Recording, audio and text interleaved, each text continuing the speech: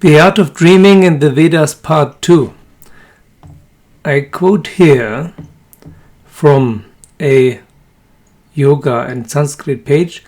Taijasa, which means endowed with light, is one of the many different levels of existence which the Jiva experiences due to the activity of Maya.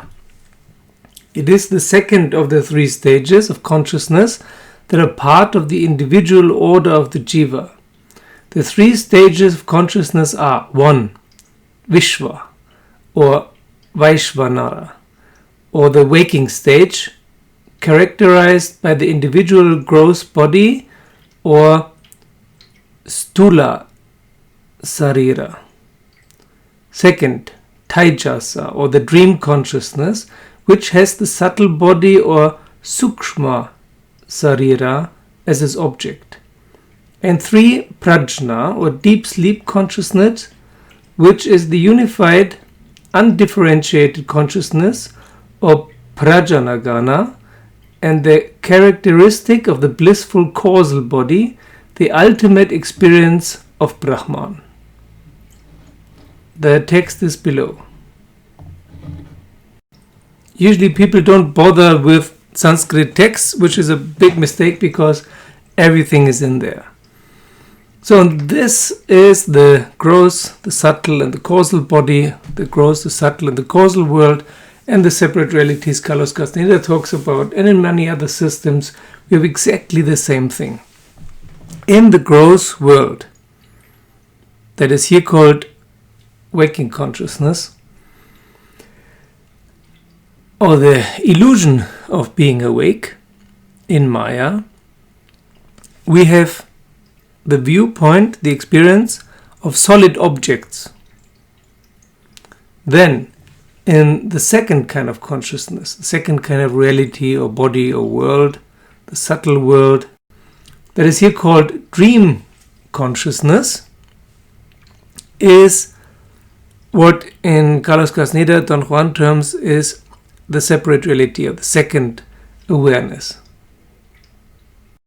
The part that is most important for the art of dreaming, in which everything is energy. That is what Don Juan explains. Once you realize that everything is really energy, your whole perception of the world changes. Your whole thinking about the world changes. Everything is energy. Which is just as true as everything is solid objects, but from a different point of view, from the point of view of a different reality, of a different world, which is just as true. All three worlds are part of Maya, are part of the dream of Brahman. Brahman, or the divine, or everything, the absolute, whatever you want to call it, is dreaming worlds. Not one, but several worlds. And the mainly three, which is Vishva, gross or waking, then Taijasa, subtle or dreaming, and Prajna, which is causal or deep sleep, deep dreaming. I usually refer to, and many gurus like Eckhart Tolle and so on, they usually refer to everything the other way around. The deep dreaming here is being enlightened, and the dream consciousness is being awake, and the awake consciousness is being asleep. But this categorization of the Vedas and of Carlos Castaneda also makes sense because it is from, again, a different perspective. It's not from the perspective of the human being, it's from the perspective of Brahman. Brahman, or the divine, or the absolute, is dreaming the world in different, like concentric circles or concentric spheres. And the more it is away from the center, the more awake it feels, but it's actually, it's more material, but it's not more awake and not more real. So if you're caught up completely in the illusion that there's only one reality, then you're, from the Vedic point of view, in the waking stage, because you're very far away from the divine dreaming everything and inventing everything. And then everything seems to be consisting of solid objects. This is, Don Juan explains, something that has been important for the survival of humanity, to assume and make the only viewpoint, the only valid and accepted viewpoint of reality. At some point, a few thousand years ago, at some point humanity decided, okay, this is what we focus on, everything else is wrong, it's false. So they inverted everything became upside down. Why did we do this? We don't know, there are no records, but it must have been necessary for the survival of humankind. And what kind of viewpoint is this? It's the viewpoint of the predator. It's the viewpoint of a predator stalking, observing, categorizing and cataloging its prey, its food sources. Yeah, we know exactly how to get to our food. That has become the most important part. And now, because our food sources are very, very secure, we somehow switched to gadgets. But we're still predators, which really ties in well to what Richard Grennan and Sam Vaknin and Gabor Mate and all these trauma therapists are talking about. We're living in a narcissistic or even psychopathic world right now, Daniel Quinn. We're externalizing. We focus everything on the outside, and the outside gives us our fixes, gives us our addictive hits of security.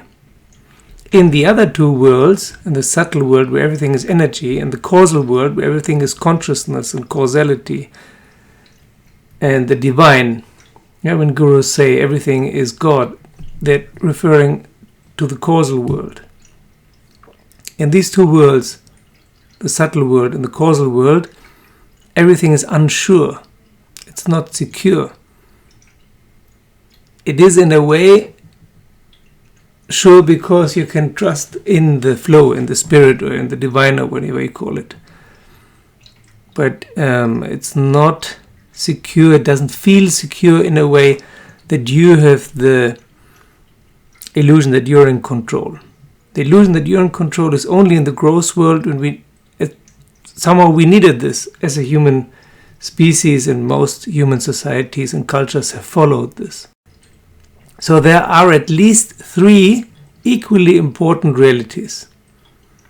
To be enlightened, you have to have access to all three, and the ability to switch back and forth between them.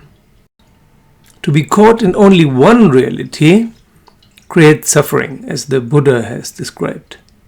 To be caught, especially in the gross world, is on the one hand, it gives you the illusion of security, but on the other hand, it takes your freedom away, and that creates intense suffering.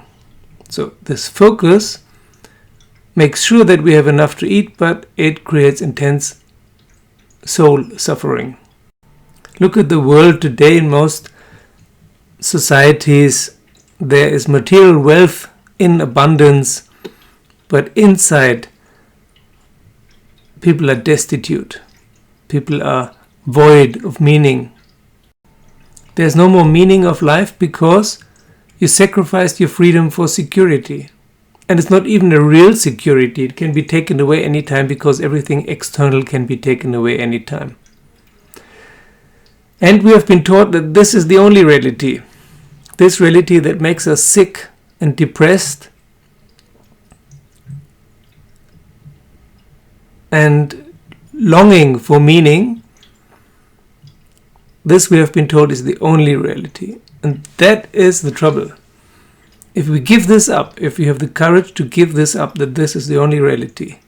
For example, by switching to another system, the subtle world, the Taijasa, where everything is energy,